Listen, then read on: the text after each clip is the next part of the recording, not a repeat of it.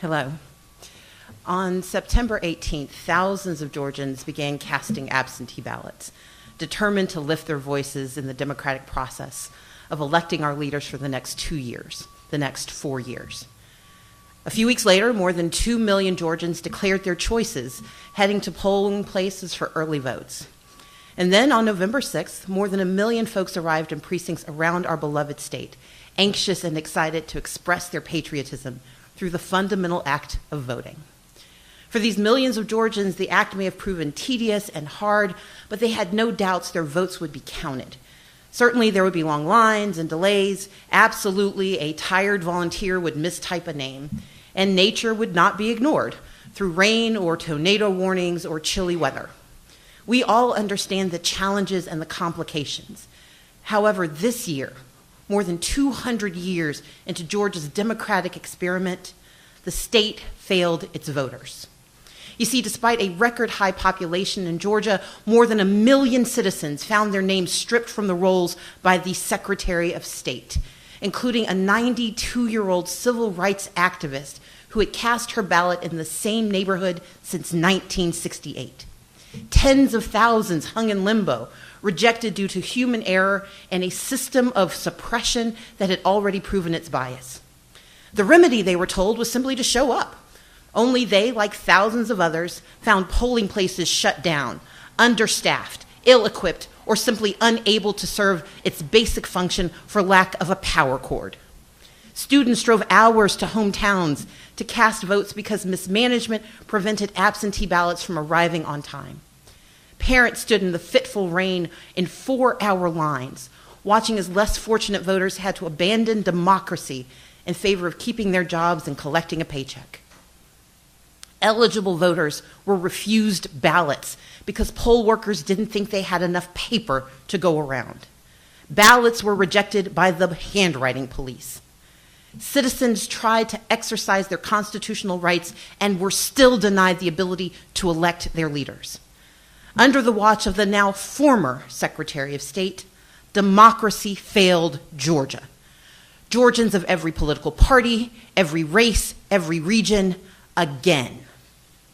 You see, the incompetence and mismanagement we witnessed in this election had been on display months before in the Republican state legislative primary of Dan Gassaway. Counties under the direction of the Secretary of State issued flawed ballots, and not for the first time, and not just in that district. But this time, the mistakes clearly altered the outcome. Representative Gassaway, a Republican in a heavily Republican district, had to go to court to force a fair fight. And therefore, on December 4th, tucked between the runoffs for Secretary of State and the Public Service Commission, for one community, there will be justice in the process. Win or lose, the people in his district will finally have a say. Many of the same Republicans cheered on Representative Gassaway when he filed his lawsuit.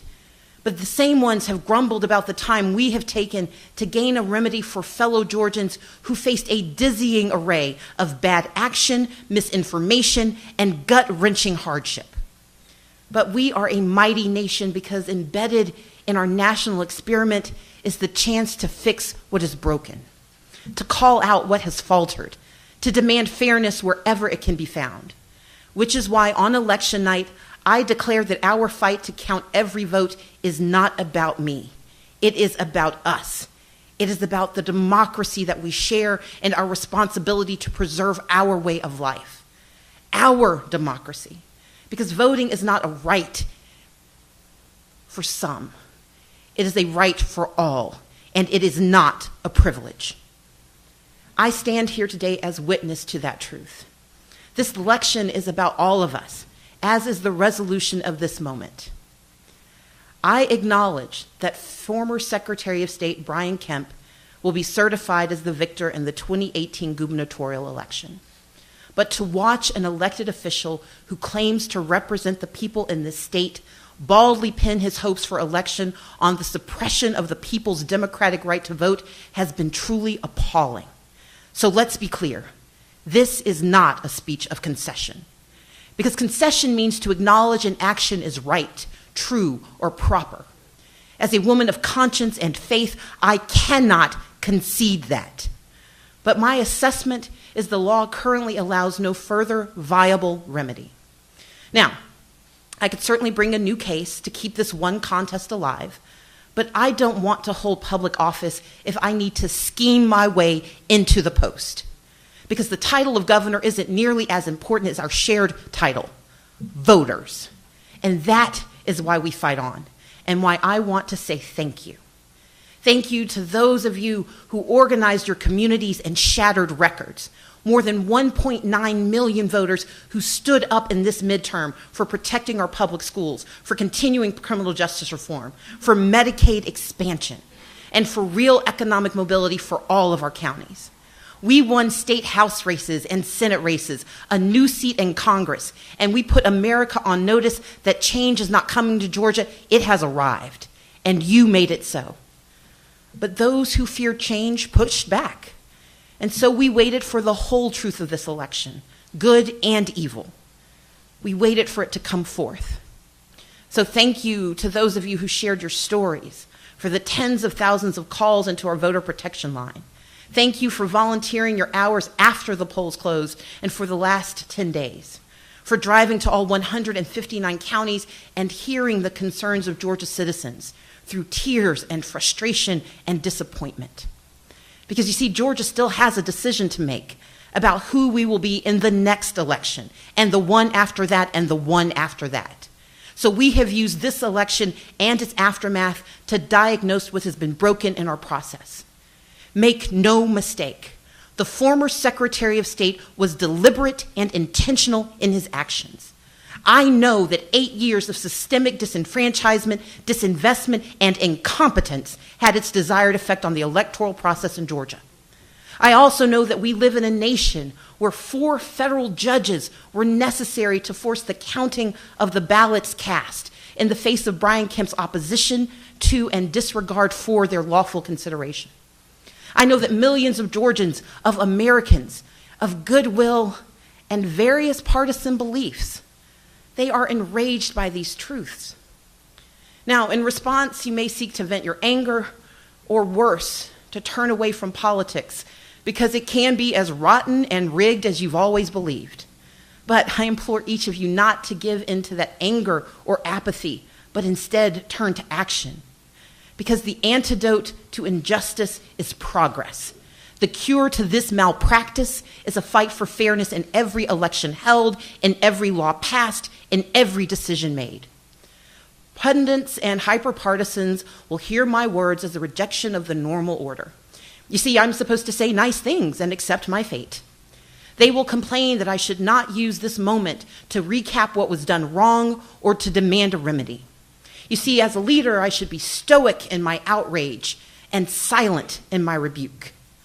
But stoicism is a luxury, and silence is a weapon for those who would quiet the voices of the people.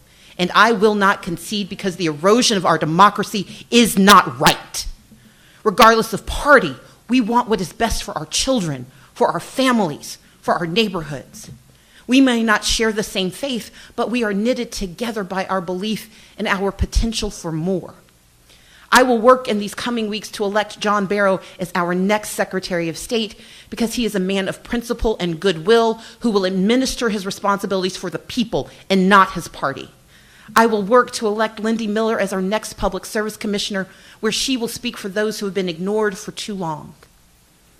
And I will pray for the success of Brian Kemp, that he will indeed be a leader for all Georgians, that he will pledge to fight for the rights of those who disagree with him, and that he will keep his promises, that he will refuse the call of those who see how close this election really was, because we know that some are going to propose to make voting even harder.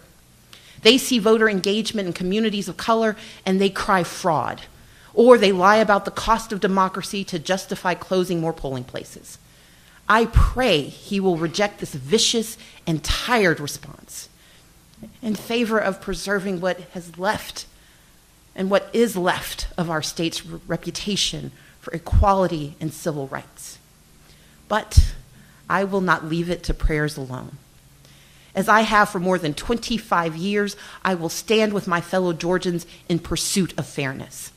You see, I did so as a college student, speaking in the shadow of Abraham Lincoln and Martin Luther King Jr. at the 30th anniversary of the March on Washington. I did so as Democratic leader of the House of Representatives and as the Democratic nominee for governor of Georgia. And now I will do so as a private citizen, ready to continue to defend those whose choices were denied full expression.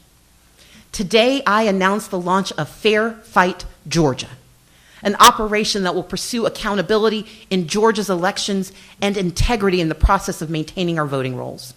In the coming days, we will be filing a major federal lawsuit against the state of Georgia for the gross mismanagement of this election and to protect future elections from unconstitutional actions. We will channel the work of the past several weeks into a strong legal demand for reform of our election systems in Georgia. And I will not waver in my commitment, a lived commitment, to work across party lines and across divisions to find a common purpose in protecting our democracy. Because we deserve a state that elects Democrats and Republicans and independents. We deserve a state that elects leaders who will not tolerate the erosion of our values. Fair Fight Georgia. Because these votes are our voices. And we are entitled to our choices, each of us.